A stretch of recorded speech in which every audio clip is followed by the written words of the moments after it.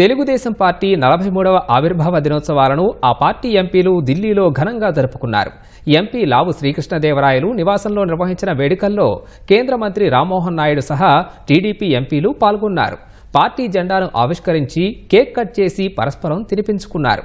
అనంతరం మీడియాతో మాట్లాడిన కేంద్ర మంత్రి రామ్మోహన్ నాయుడు ఎలాంటి కష్టాలు వచ్చినా టీడీపీ తట్టుకుని నిలబడిందని అన్నారు.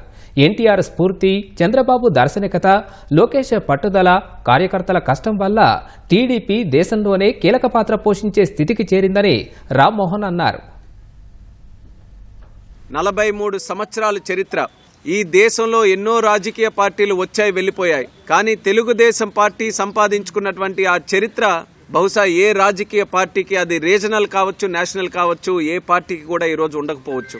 దానికి ప్రత్యేకమైనటువంటి కారణం ఒక పక్కన నందమూరి తారక రామారావు గారైతే, మరొక పక్కన ఈ పార్టీని గుండెల్లో పెట్టుకొని ముందుకు నడిపించినటువంటి మన తెలుగుదేశం పార్టీ కార్యకర్తలు.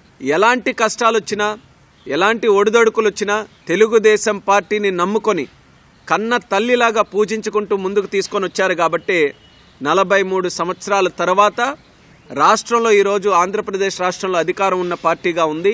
అలాగే దేశ స్థాయిలో కూడా ఒక కీలకమైనటువంటి పాత్ర తెలుగుదేశం పార్టీ పోషిస్తుంది.